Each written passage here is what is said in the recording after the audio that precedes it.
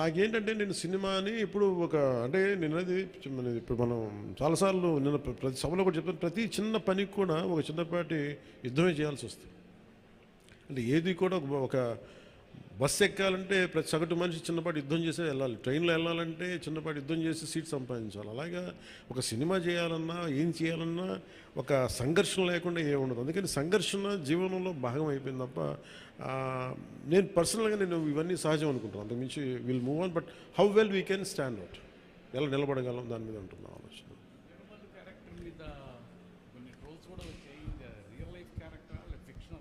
ఇది fiction characters. అసలు వాళ్ళు ఎవరో మాట్లాడారు, నా దృష్టికి తీసుకొచ్చారు కానీ అసలు సంబంధం లేదు. అది సర్వాయి పాపన్న గౌడ్ అని చెప్పి అసలు సంబంధం లేదు. దానికి దీనికి అస్సలు సంబంధం. ఇది ఒక వన్ ఈజ్ ఒక హై కాన్సెప్ట్. ఒకవేళ కోహినూర్ డైమండ్ని తీసుకొస్తే ఉంటుంది. దాన్ని కొర్లు మన ఈ మచిలీపట్నం పరిసర ప్రాంతాల్లో పెరిగే ఒక ఇలాంటి వాతావరణంలో పెరిగిన ఒకడికి ఈ బాధ్యత తప్పు చెప్తే నిజాం నవాబు ఎలా ఉండొచ్చు, ఈ హై కాన్సెప్ట్. దీంట్లో ఎక్కడా కూడా అది ఒక ఫిక్షస్ క్యారెక్టర్ తప్ప దాన్ని ఎక్కడ కూడా అసలు చారిత్రాత్మక ఆధారాలు ఉన్న పాత్ర అసలు కాదు. ఫ్రమ్ డే వన్ నుంచి it's very quite created character. Sir, Bheemla నాయక్కు సంబంధించి అప్పుడు టికెట్ రేట్లు తగ్గించారు, అయినా సరే హిట్ అయింది. కానీ ఇప్పుడు టికెట్ రేట్లు పెంచారు. అంటే ఆ రోజు టికెట్లు రేట్లు తగ్గిస్తే నిరుత్సాహపడలా, ఈరోజు టికెట్ రేట్లు పెరిగితే కూడా ఆనందించట్లా. భగవంతుని ఏదిస్తే అది తీసుకోవడం అంతే తప్ప ఈరోజు గవర్నమెంట్ ఉంది కాబట్టి అంటే ప్రత్యేకించి పవన్ కళ్యాణ్ సినిమాకి ఇస్తే నేను ఖచ్చితంగా అది నేను ఆనందించేవాడిని కాదు. కానీ ఇది అందరికి ఇచ్చారు కాబట్టి దాంట్లో నాకు ఇవ్వకపోతే అది వివక్ష చేసినట్టు ఉంటుంది. అది కూడా తప్పవుద్ది కదా. అందుకని I think it's part and పార్ట్స్లో ఆ రోజు అలా జరిగింది, ఈ రోజు ఇలా జరిగింది. అంతకుమించి దీన్ని వేరేలా చూడటానికి ఏం లేదు. ప్రొడ్యూసర్ నష్టపోయాడనే దేనికి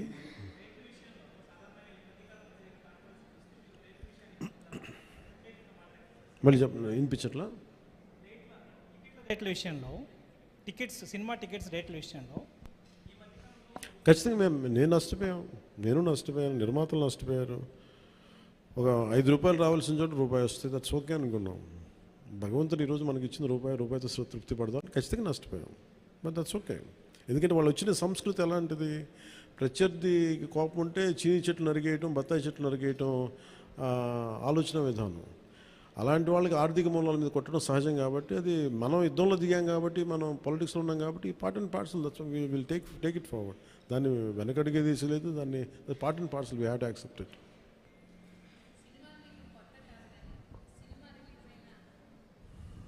సినిమాలు మీకేం కొత్త కాదు, కానీ ఏ సినిమా రిలీజ్ అయినా అందరికీ కొంత నెర్వస్నెస్ ఉంటుంది. మీకు కూడా ఉంటుందా? నాకు నిండా మునిగినోడు చలి అని చెప్పండి. కానీ బాధ్యత ఉంటుంది. అంటే సినిమా బాగుందంటే ఆనందిస్తాను, బాగలేదంటే ఓకే ఏం కరెక్ట్ చేయాలని ఆలోచిస్తాను, అంతే తప్ప.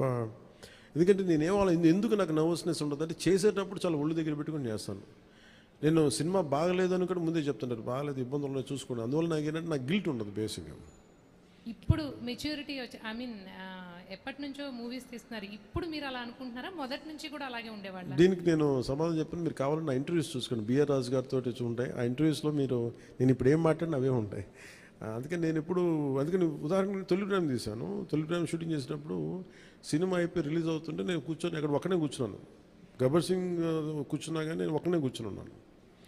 నా పక్కన పార్టీస్ ఏమి ఉండవు. జస్ట్ ఒకసారి నా జీవితంలో ఒకసారి నన్ను పార్టీకి పిలిచింది భీమ్లా నాయక్. ప్రత్యేకంగా నన్ను పిలిచారు. ఎందుకంటే ఇంత ₹10-15 టికెట్ అప్పుడు కూడా ఇంత డబ్బు చేసింది సినిమా అని అనుకొని దాని ఒక్కదాన్ని ఫస్ట్ టైము నా జీవితం అదే మొదటిసారి వెళ్ళటం. మళ్ళీ దీని తర్వాత కూడా వెళ్తాను కూడా నాకు డౌట్.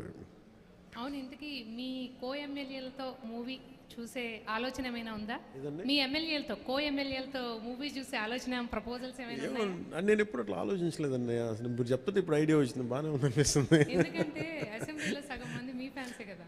మేబీ మా ఎమ్మెల్యేస్ అందరికీ, మా కూటమి ఎమ్మెల్యేస్ అందరికీ ఖచ్చితంగా దీన్ని ప్రత్యేకమైన షో అయితే వేస్తే వాళ్ళు కోరుకుంటే ఖచ్చితంగా, అంటే నేను ప్రమోట్ చేసుకునే ఇబ్బందిగా ఉంటుంది కానీ ఖచ్చితంగా వాళ్ళందరూ అడిగితే మన హరిప్రసాద్ కానీ ఖచ్చితంగా I think will organise an exclusive screening for them. అందరికీ మనసులో ఉంది కానీ బయటకు అడగలేకపోతున్నారు. సో మీ ద్వారా వచ్చింది కాబట్టి ఖచ్చితంగా నేను అడ్రస్ చేస్తాను. Thank you.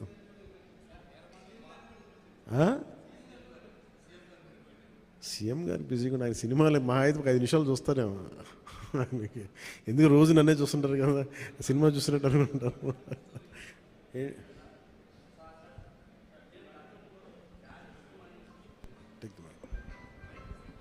హలో జానీ సినిమాని గతంలో మీరు డైరెక్ట్ చేసి ఆ టైంలో కొంత ఫ్లాప్ అనే ఇబ్బందికరమైనటువంటి వాతావరణాన్ని కలిగించుకున్నారు.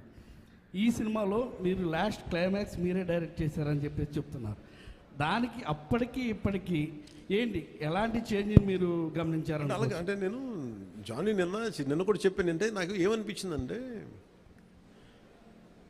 ఒక సినిమా తీసేటప్పుడు చాలా నలుగుతూ ఉంటాయి. నేను చెప్పేది సినిమా అనేది ఒక్కటే కష్టపడేది కాదు, ప్రతి ఒక్కటి ఈవెన్ ఒక చిన్నపాటి ఉపాధి శ్రామికుడు కూడా కష్టపడతారు, యుద్ధం చేయాలి పట్టుకోటి కోసం.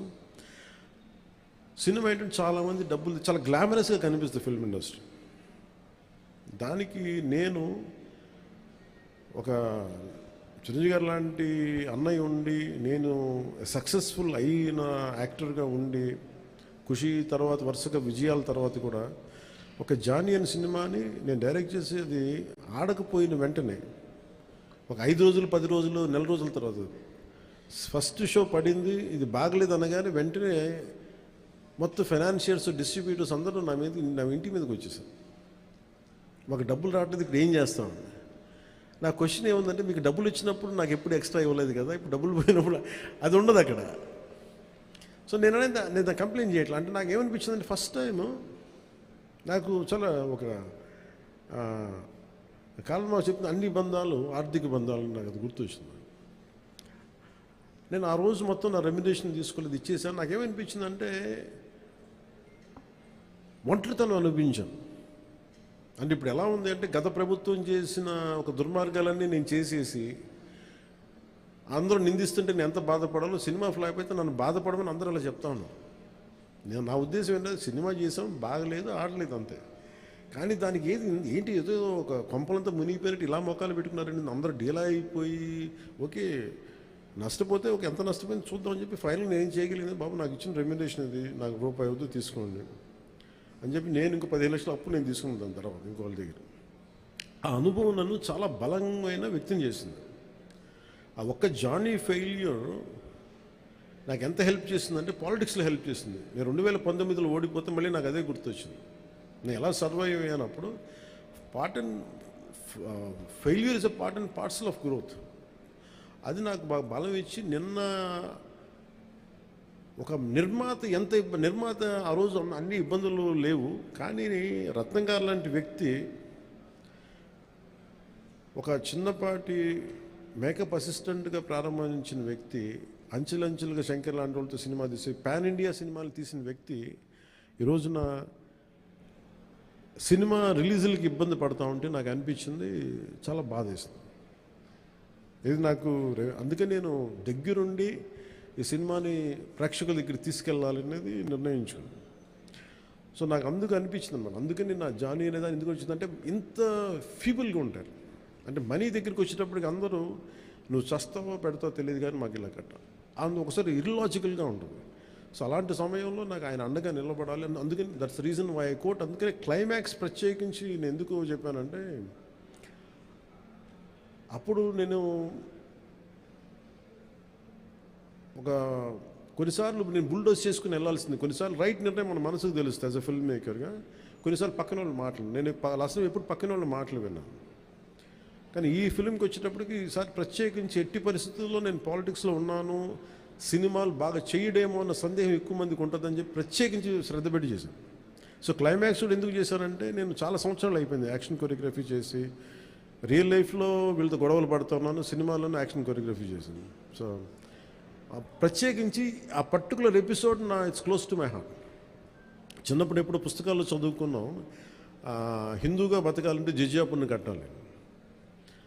సో ఆ బాధ ఏదో ఉండిపోయినట్టుంది ఎక్కడో. సో అది ఆ వెంటౌట్ తీసుకున్న అవకాశం దొరికింది, ఐ యూజ్డ్ ఇట్ అంతే. సార్ మనం చూసుకున్నట్లయితే లేదు తీసుకుని సార్ అన్నీ బాగుంటే తీసుకుంటాను. మనం ఈ మధ్యకాలంలో చూసుకున్నట్లయితే నిర్మాతలకి కొంతమందికి మాత్రమే థియేటర్లు ఉండిపోయినాయి, వేరే వాళ్ళ సినిమాలకి ఇబ్బంది పడుతున్నారంటూ కూడా కొంత కాంట్రవర్సీ వచ్చినటువంటి పరిస్థితి సినిమా పరిశ్రమ విషయంలో.